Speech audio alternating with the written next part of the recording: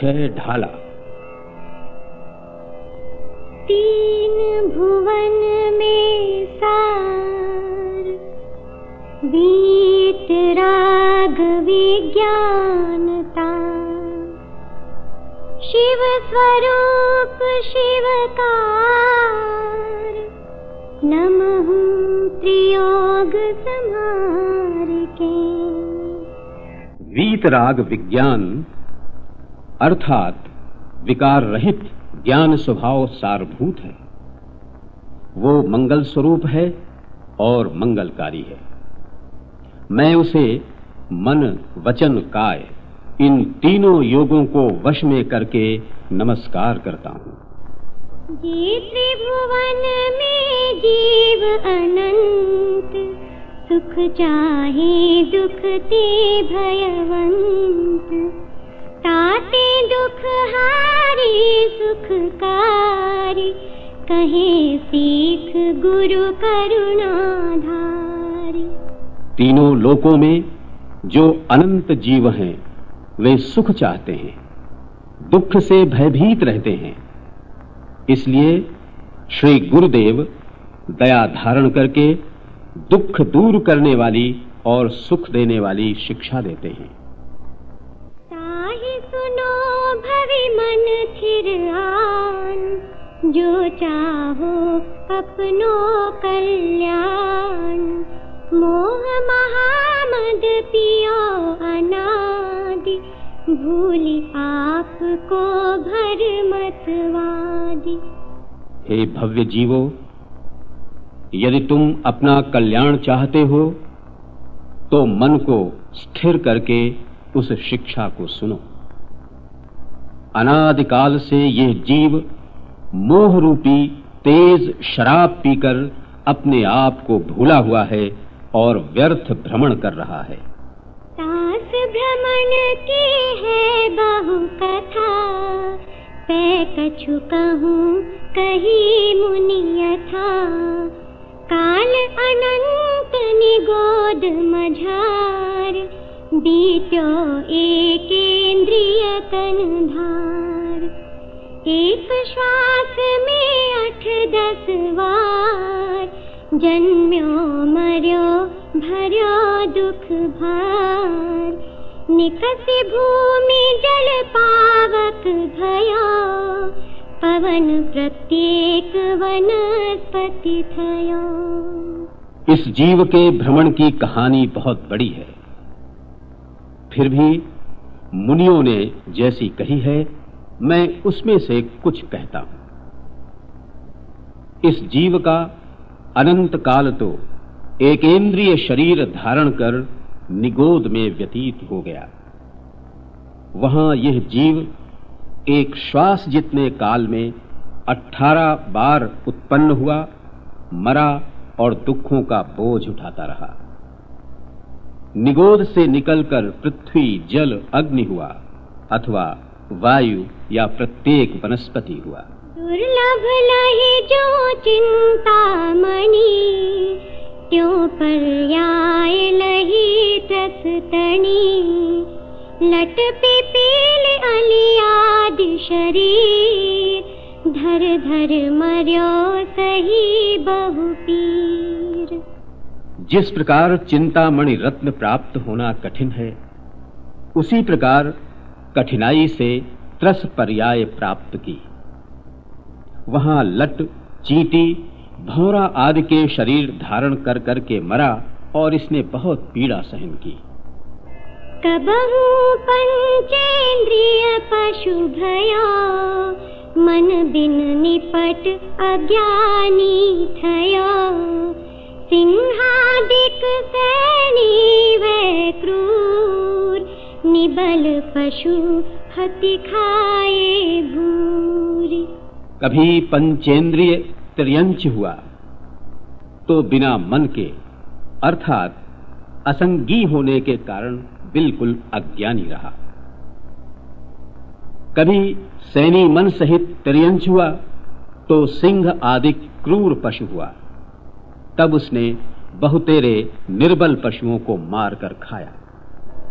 कबहू आप भयो बलहीन सबल निकरि खायो अति दीन छेदन भेदन भूख पियास भार वहन हिम आतप त्रास बध बंधन आदिक दुख घने कोटि जीव ते जात न भने अति संक्लेश भावते मर्यो घोर श्वभ्र सागर में पर्यो।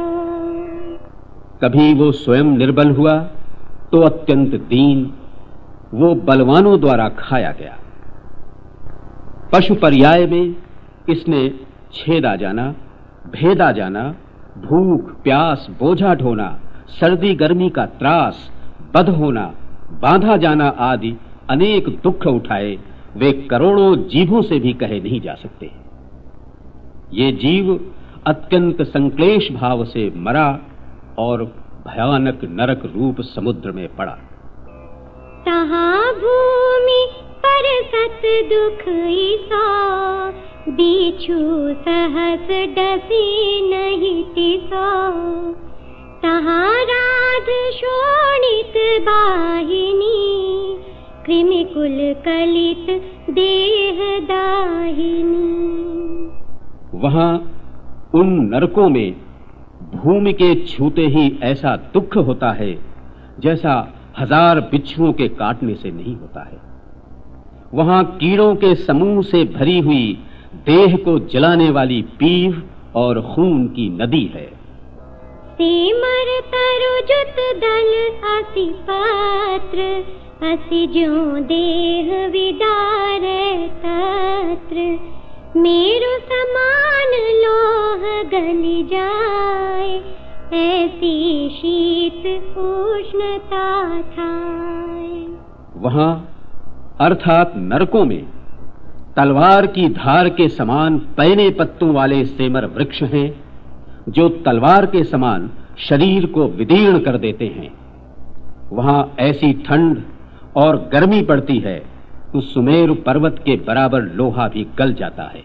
तिल तिल करे देह के खंड असुर भिड़ावे दुष्ट प्रचंड सिंधु नीर ते प्यास न जाए तोपन एक न बूंद लहाए। वे नारकी एक दूसरे के शरीर के तिल तिल के बराबर टुकड़े कर देते हैं और उन्हें अत्यंत क्रोध स्वभावी दुष्ट असुर कुमार नामक देव परस्पर भिड़ा देते हैं। उनकी प्यास समुद्र जितने जल से भी नहीं मिट सकती तो भी उन्हें जल की एक बूंद भी नहीं मिलती। 3 लोक को नाज जुखाए मिटे न भूख कणा न लहाए ये दुख बहु सागर लो सहे करम जोग ते नर गति लहे।